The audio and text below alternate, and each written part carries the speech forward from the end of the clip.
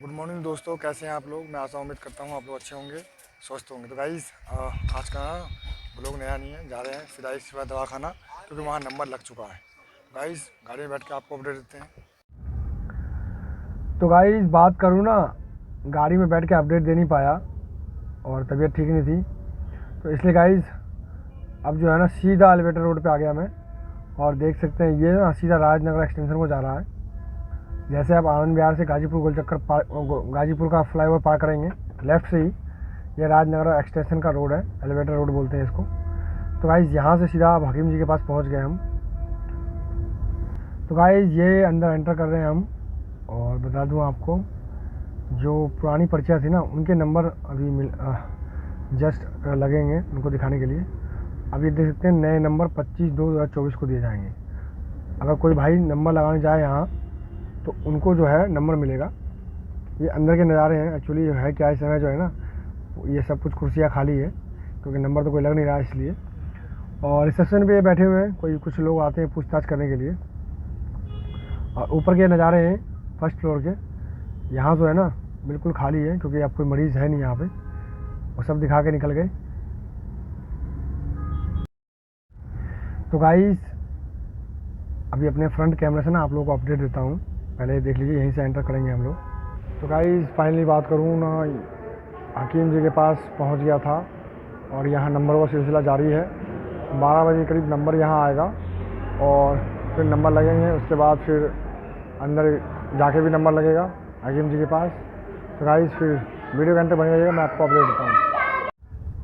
तो दोस्तों ये मेरा भतीजा है, सामने जो था ना वो फौजी आर्मी से था, उसकी बाबा बंदूक लेने जा रहा था मेरा ये भतीजा।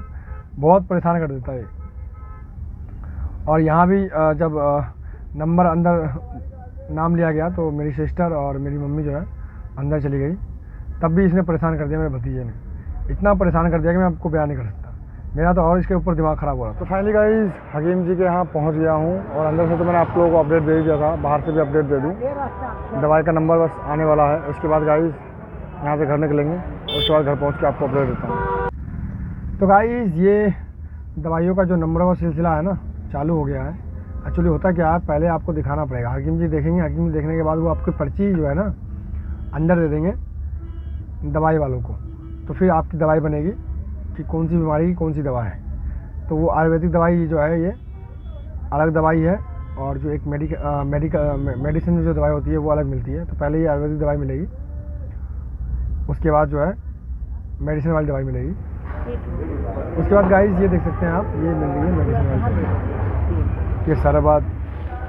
इनकी दवाइयाँ जो होती है ना मैं आपको बयान नहीं कर सकता, बिल्कुल अजीब सी और करवाहट सी दवाई होती है, फीकापन, कोई स्वाद नहीं दवाई के अंदर। ये मेडिसिन वाली दवाई है, कुछ लगाने के देते हैं। चूरन वूरन तो खैर उधर की आयुर्वेदिक दवाई हो गई, ये मेडिसिन वाला स्टोर है इनका। तो गाइस दवाई दोनों मिल गई थी, सिस्टर की भी मम्मी की भी मिल गई दवाइयाँ, और आयुर्वेदिक भी और मेडिसिन भी। इसको लेकर गाइस हम चल रहे हैं घर।